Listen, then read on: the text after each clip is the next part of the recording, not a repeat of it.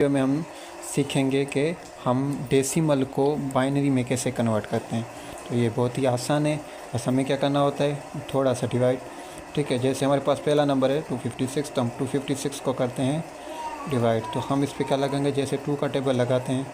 ठीक है, तो हमें टेबल सिर्फ 2 का ही लगाना है, क्योंकि बाइनरी के लिए हम 2 ही रखते हैं। क्योंकि जब हम 2 रखते हैं तो हमारे जो आंसर मोड बचता है वो 0 बचता है या 1 बचता है। जो हमारा रिमाइंडर बचता है वो 0 या 1। तो हमें नंबर भी 0 और 1 में चाहिए, तो इसलिए हम सिर्फ 2 का ही टेबल लगाएंगे। तो हमारा 2 का टेबल 2 पे कितने टाइम लगता है, 1 टाइम। 5 पे लगता है 2 टाइम, बचा 1 16 पे लगता है 8 टाइम। तो हमारे पास हो गया 128। और फिर से 2 लगाएं तो हमारा 12 पे लगता है 6 टाइम, 8 पे 4 टाइम। फिर से 2 लगाएं, 6 पे 3, 4 पे 2। फिर से 2 का लगाएं तो हमारे पास ये हमारे पास अगर हमने इस पे लगाया हमारा 0 बचा था रिमाइंडर। इस पे भी लगाया 0 रिमाइंडर बचा, इस पे भी लगाया 0 रिमाइंडर बचा। 2 का 32 पे मेरे पास 16 आ गया, तो इसका भी 0 रिमाइंडर बचा। तो हमारा जब जैसे ही हमने लगाया 2 का, तो 2 का 16 पे लगता है 8 टाइम, तो हमारे पास बचता है 0। फिर से हम लगा देते हैं 2 का 8 पे, कितनी बार लगेगा 4 टाइम्स, तो ये भी 0 बचा। 2 का 4 पे कितनी टाइम लगता है, 2 टाइम, बचेगा 0। 2 पे 2 का हमारे पास लगता है 1 टाइम, और ये भी बचा 0।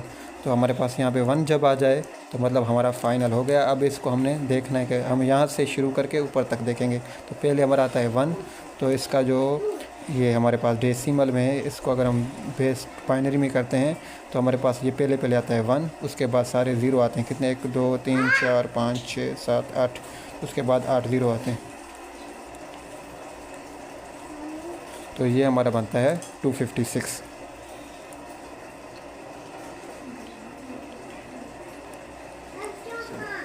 और इसके अलावा अब जो दूसरा है 322 वो आप कर लें, मैं तीसरा कर रहा हूँ 971। तो उसके लिए हम यहाँ पे कर देते हैं 971 को।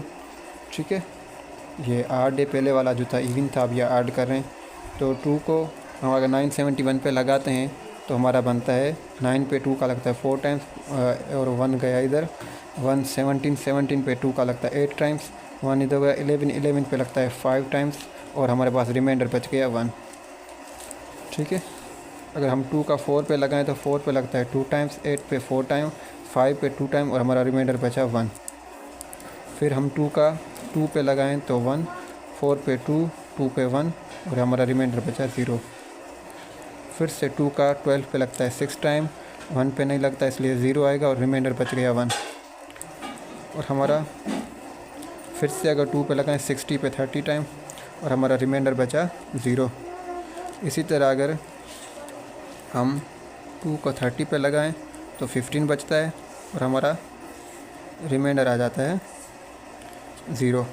2 को अगर 15 पे लगाएं तो हमारे पास आता है 7, और रिमाइंडर बचता है हमारे पास 7 के हिसाब से 1। इस तरह 2 को अगर 7 पे लगाएं तो हमारे पास हो जाता है 7 पे 2 का लगता है 3 टाइम्स, और हमारे पास रिमाइंडर बचता है 1। इसी तरह अगर हम 3 पे 2 का लगाएं तो हमारे पास 3 पे 2 का लगता है 1 टाइम, और बचता है 1।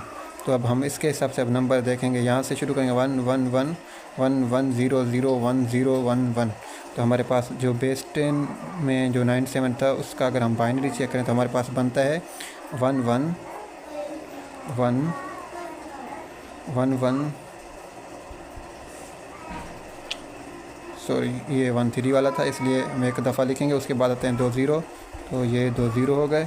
ठीक है, 1 0, और हमारे पास हो गया 1 1। तो ये बन जाएगा बेस 2 में। ठीक है, तो इस अब चौथा वाला आप खुद कर लें। शुक्रिया।